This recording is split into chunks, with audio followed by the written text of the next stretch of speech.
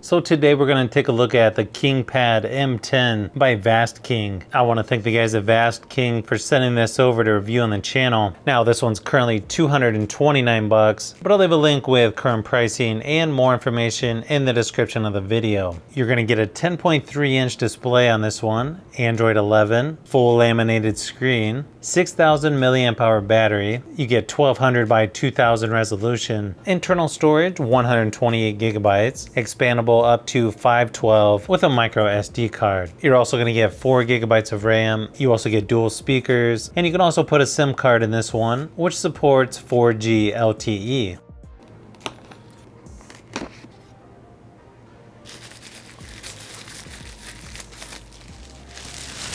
Definitely looks like a Lenovo tablet here on the back. SIM card and micro SD card removal tool, and warranty information, user manual, USB-C charging cable, pretty generic looking wall adapter. Even the connections here at the bottom definitely look like something from Lenovo. 2 speakers along the top.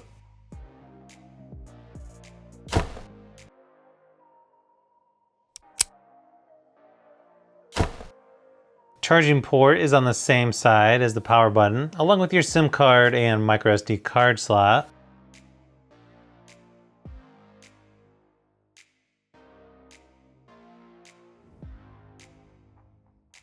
Okay, so once you get this booted up, it definitely looks like just stock Android. Pretty much just like any other Android tablet here. To me, it seems like the icons are a little bit smaller than they should be, but swipe down to get the notification shade. Pretty basic stuff in there. You've got your Wi-Fi, Bluetooth, flashlight. Looks like you've got 2 SIM card slots, auto rotate, nearby share, battery saver, screen record, airplane mode, and screencast.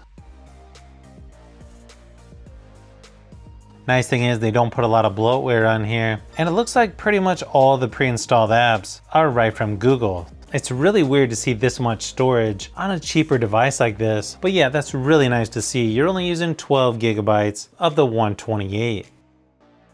So this is on Android 11, April 5th, 2021 security patch.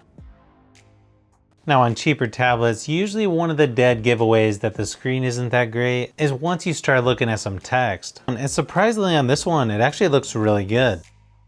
Nice thing is they even sent over their docking keyboard case. Really nice and firm kickstand on the back as well.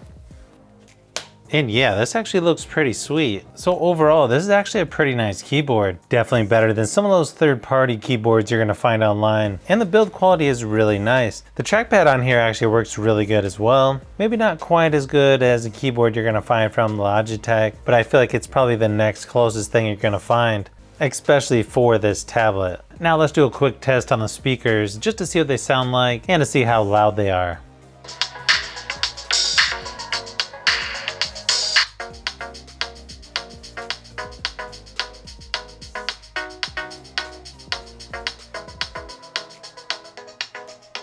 The speakers I think are okay on here. Let me turn it around so it's towards me.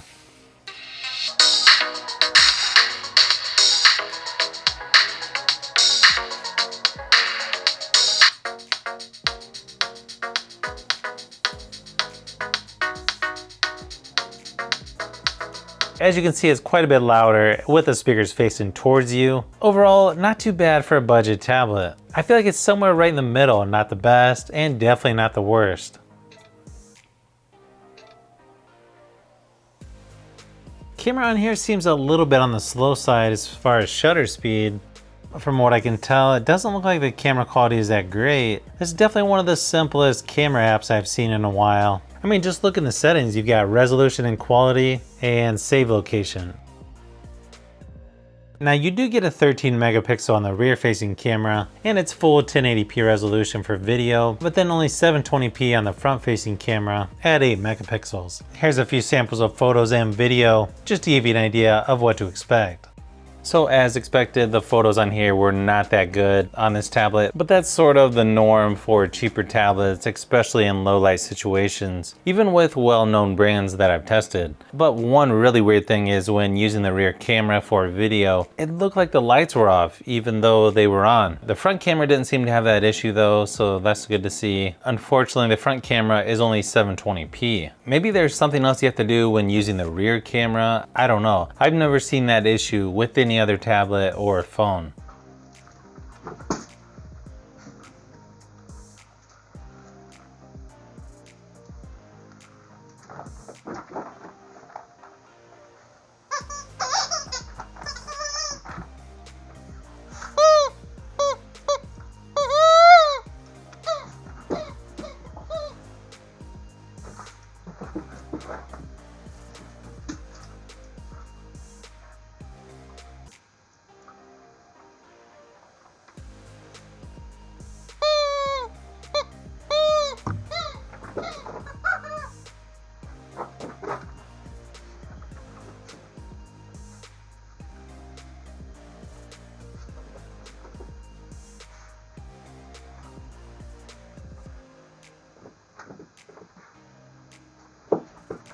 Good thing is, this tablet is actually pretty decent for gaming. You get HD graphics with high frame rates on games like PUBG Mobile, and Asphalt 9 played and looked nice and smooth. While I'm not the biggest fan of the icons and how the overall software looks on this tablet, I feel like you could use this for gaming, and the screen seems plenty bright enough and sharp enough to use for most things that you would want a tablet for. One other issue I noticed is when connecting to my computer to get photos and videos off of this tablet, it doesn't show up, and there's no option in the software, at least that I could see, for file transfer, which is pretty weird, so I had to use a micro SD card to get the files off of here.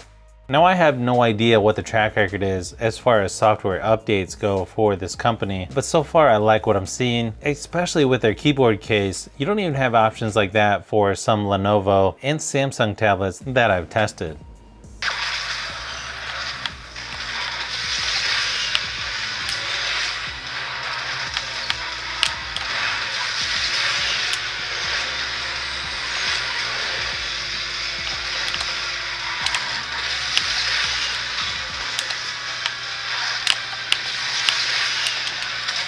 So if you've made it this far into the video, you may want to say thanks by subscribing, and don't forget to give a thumbs up if this video was helpful. This is Brian from Fishbee Productions. Thanks for watching, and I'll see you on the next one.